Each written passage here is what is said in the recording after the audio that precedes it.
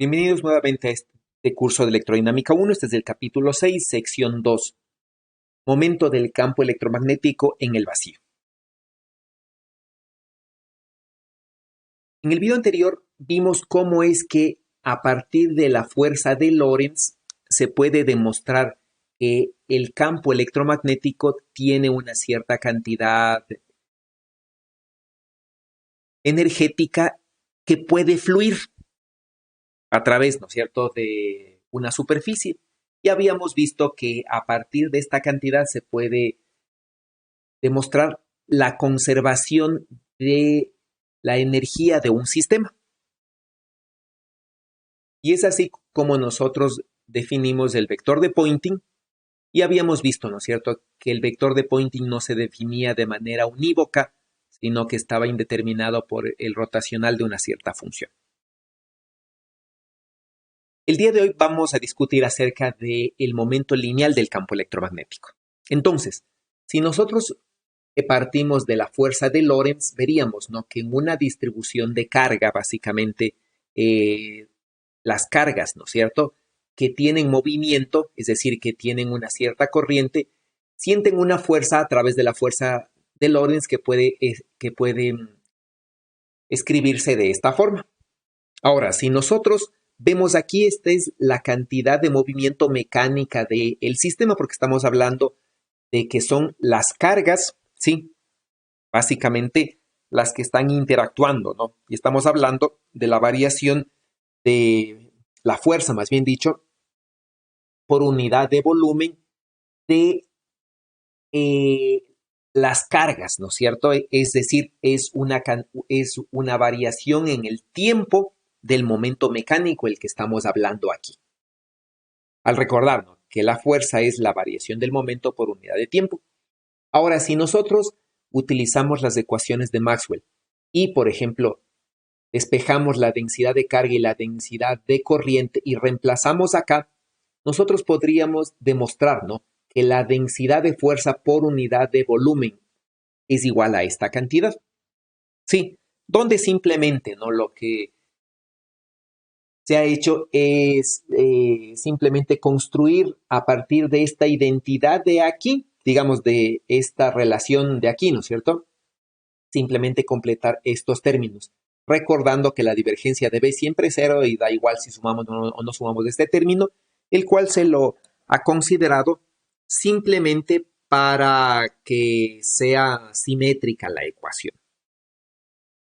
Entonces, la densidad de fuerza por unidad de volumen se puede escribir en función de esta cantidad, donde para simplificar aquí vamos a definir un tensor. Sí, y vamos a decir, ¿no?, que el término que tenemos aquí no es nada más que la divergencia de un tensor de rango 2, que es este de acá, donde este tensor de aquí se llama el tensor de esfuerzo de Maxwell.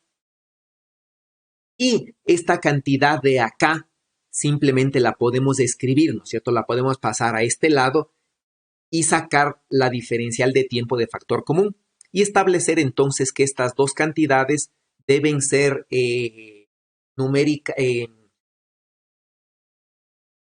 dimensionalmente semejantes. Eso quiere decir que si esta es la densidad de cantidad de movimiento mecánico del sistema, este término, ¿no es cierto?, que está aquí, es decir, básicamente este término es la densidad de momento lineal del campo electromagnético. Y lo que vemos aquí, ¿no es cierto?, es que si nosotros tenemos un volumen, ¿ya?, el momento mecánico y el momento del campo electromagnético van a ser intercambiables. Es decir, ¿no es cierto?, el campo electromagnético ejerce una fuerza sobre las cargas, ¿sí?, ejerce aquí, ¿no es cierto?, una fuerza sobre las cargas y varía su cantidad de movimiento. Es decir, el momento del campo electromagnético se está transformando en momento mecánico. Y por otro lado, ¿no es cierto?, las cargas que sienten una fuerza son aceleradas y van a comenzar a radiar. Eso quiere decir que el momento mecánico se está transformando en momento del campo electromagnético. Entonces, estas dos cantidades son intercambiables. Ahora, si mido la cantidad de momento que hay en este volumen, Básicamente, ¿no es cierto? Yo voy a tener esta cantidad y lo que me dice es que la variación en el tiempo del momento del sistema, ya sea mecánico o ya sea del campo electromagnético, en este volumen se debe a un flujo del momento lineal a través de la superficie lateral. Entonces, el tensor de esfuerzo de Maxwell lo que me habla es del flujo del momento por unidad de tiempo, por unidad de área, ¿sí? en una cierta dirección determinada. Ahora, para identificar esta cantidad, ¿no es cierto? Esta divergencia y este producto punto no son usuales, digamos, porque T no es un vector, sino es un tensor. Y es así, ¿no es cierto?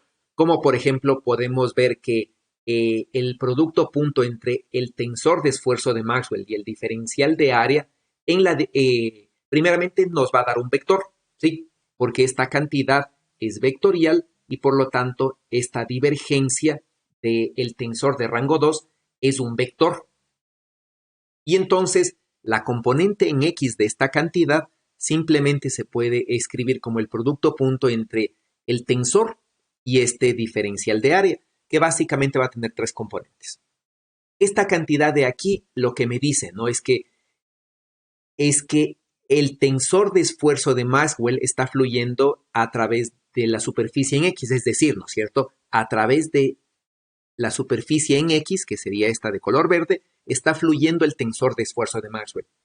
¿Y qué se está llevando aquí? Sí, aquí se está llevando una cierta cantidad de movimiento en X. Sí, es lo que está fluyendo por aquí. Lo cual es un poco lógico, digamos, ¿no? Porque la cantidad de movimiento en X debería, en principio, ¿no es cierto? Es la idea intuitiva que nos dicen los vectores fluir a través de la cara en X.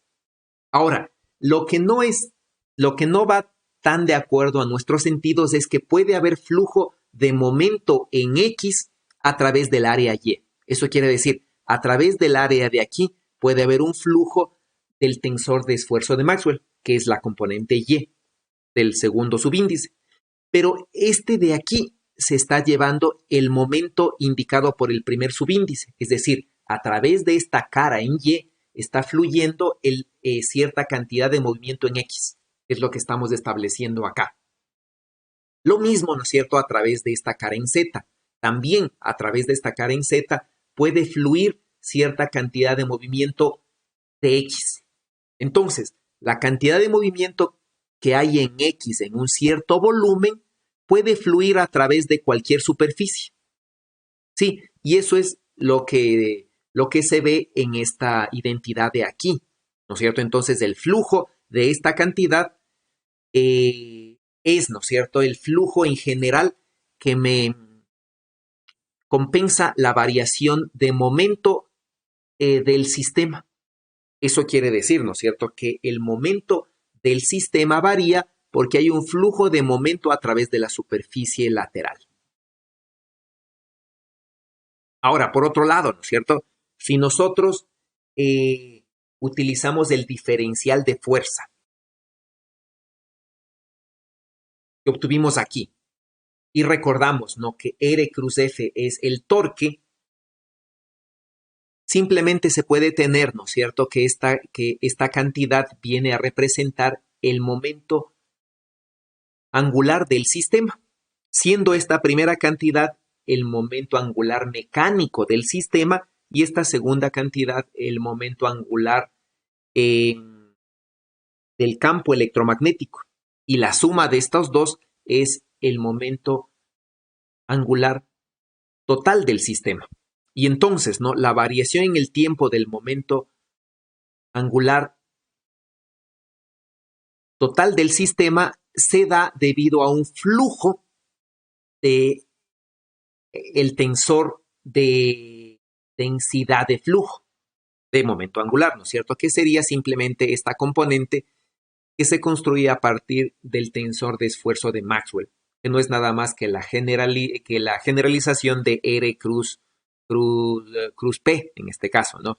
Pero para un tensor de rango 2.